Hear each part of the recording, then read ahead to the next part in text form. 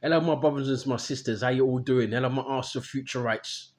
Yes, we're here again. Another day, another Arsenal game. You know, it's match day when you see us. But we don't always come in on just solely match days. But you know what time it is when you see us.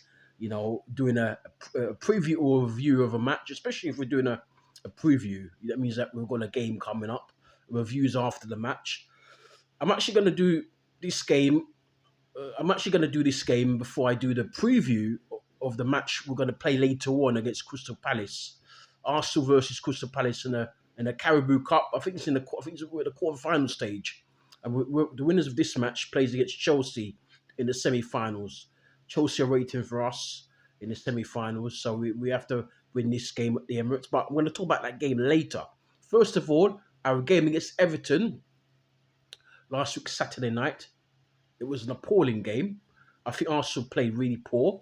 We played a little bit marginally better than we did against in the game against. Trying to remember now we played against in the game against Wolves the week before when we won 2-1. We were scoring two on goals.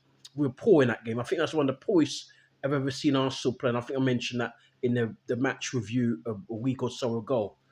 But yeah, but the Everton game was an appalling game. But we got 3 points. We scored from a penalty spot. Victor Gokras scored in the first half from a penalty spot after a corner came in, and then I think there was an infringement in the box there. I'm trying to remember who got the infringement on them. I can't remember. I think it might have been the hand of one of the Everton defenders, and then yes, the corner came in from that side. Came in from the left hand side. Excuse me, I'm very, very tired at the moment. I'm so sorry. I'm so sorry. Yeah, so the corner came in from the left hand side, and then one of the defenders, I can't remember who it was, ball to hand, and we won a penalty. That was definitely a penalty because I sometimes think that Arsenal, I'm not playing a victim, but I sometimes think Arsenal don't always get their lion's share of decisions. But I think this season the referees have been quite good with us. We're getting a lot of the decisions and long may it continue, you know. And then anyway, stepped up. Victor Gyökeres hasn't scored for a few games. Normally, I think Saka's our designated penalty taker, but he let Gyökeres have this one. And Gyökeres smashed the ball past Pickford into the Everton net, and that was 1-0 at the new. I call it the new Goodison. There's a name I can't quite. The name is an odd name, but I'll get the name. Don't worry, Nick. I'll try and get the name next time.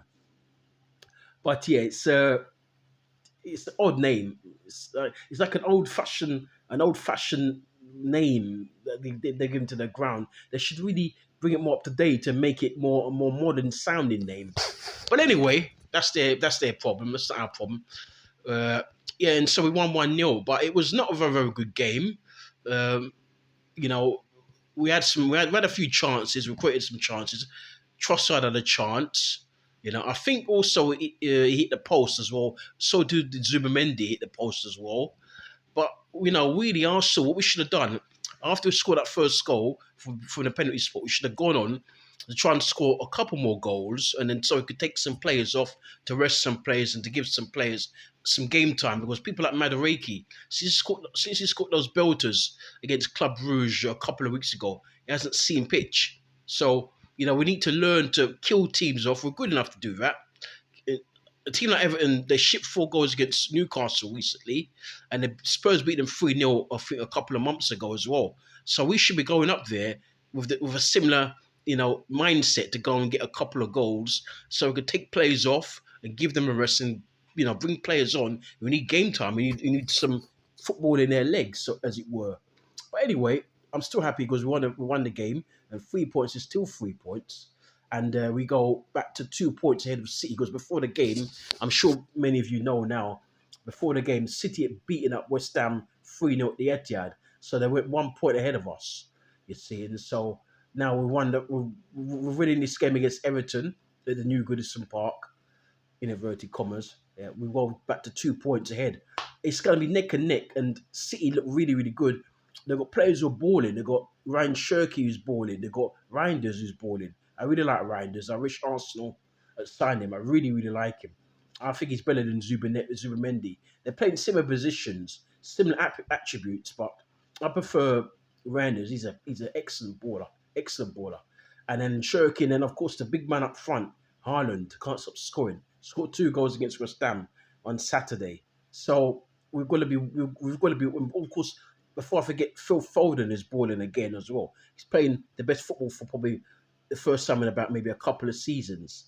You see, so yeah, Foden is balling, Cherokee's balling. Obviously, Ireland is sticking the goals in, and Rangers is balling. So City have got some players who are in peak form right now. We don't have any. None of our players are really looking anything special at the moment. Saka's in and out, but we don't have anybody who's looks up, who looks like they want to win this Premier League title.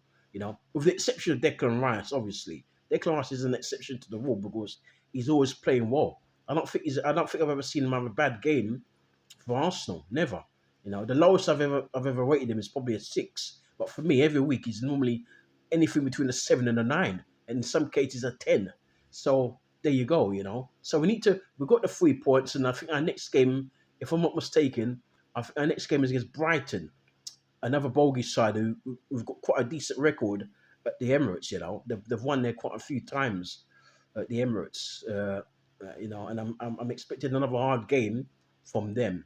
But I think Arsenal could definitely. We want to win this league. We can't mess about now. We can't afford to surrender points. Because City keep winning. They keep winning. They know how to chase teams down, and they know how to get ahead of teams, and don't surrender the lead when they get in front.